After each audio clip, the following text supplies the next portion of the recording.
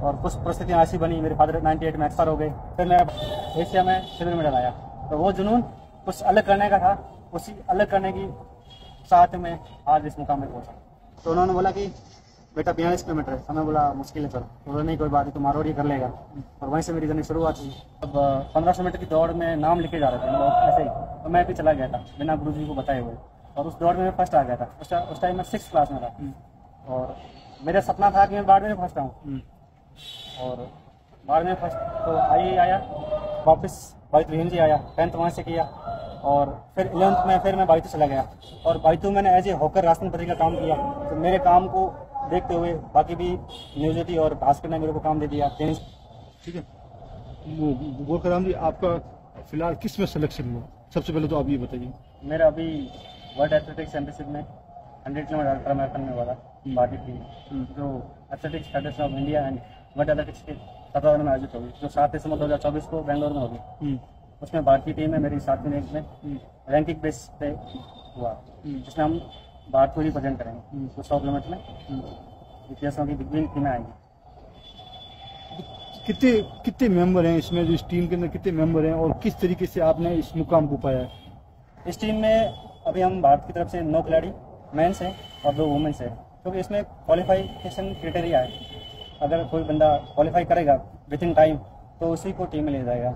इसमें कोई भाई भतीजावार नहीं है, जो क्वालिफाई कराएगा वही कर पाएगा। और इस मुकाम को पाने के लिए मैंने 2014 से प्रयास करा था, और last year open Asia Oceania में मेरा सिल्वर मेडल आया, और उसमें अच्छे टाइम के बेस पे मेरे को ये रैंक मिली, और भारतीय टीम का मैं जाने का एक गौरव प्रदान। तो इसमें आप तो एयरफोर्स में चले गए, एयरफोर्स में चले जाने के बाद में फिर तो इसमें दौड़ की क्या आवश्यकता थी? क्यों आप इसमें रुचि कैसे आई आपकी? मतलब कुछ अलग करने की शुरू से मेरी आदत थी। मैं 96 में जब 6th क्लास में था, तो वर्ल्ड स्त्री खेलकूद प्रतियोगिता मैं as a kho kho participant करना आया था। खो खो में तो हार गए थे, लेकिन बाहर जब 1500 मीटर की दौड़ में नाम लिखे जा रहे थे मतलब ऐसे ही, तो मैं भी चला गया था बिना गुरुजी को बताए हुए, और उस दौड़ में मैं फर्स्ट आ गया था। उस टाइम मैं 6th क्लास में था, और मेरा सपना था कि मैं बारहवीं में फर्स्ट आऊँ, और बारहवीं में फर्स्ट तो आया, लेकिन एशिया में सिल्वर मेडल आया। तो वो जुनून कुछ अलग करने का था, उसी अलग करने की साथ में आज इस मुकाम में पहुंचा।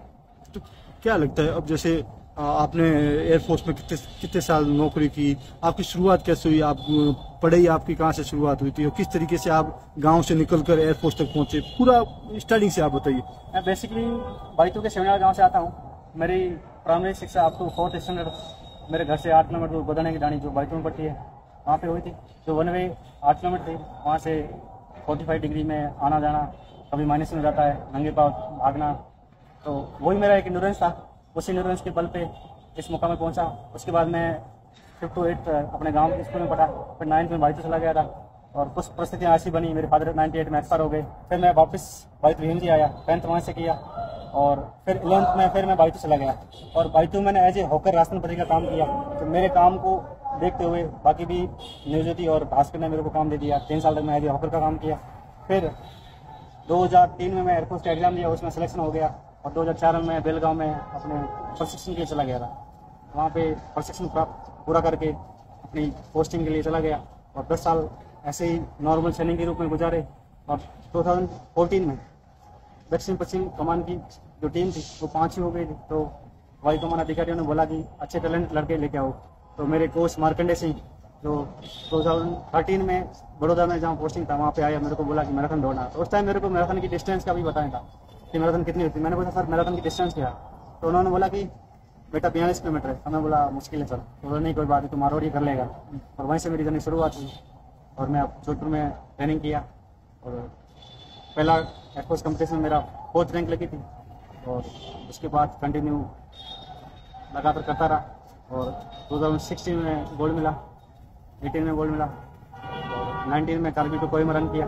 जो कारगिल के वार को 20 साल हो गए थे, उन शहीदों को श्रद्धांजलि देने के लिए एक तिरंगा रन जो कारगिल वार मेमोरियल और से शुरू होकर कोहिमा नागालैंड में समाप्त हुई।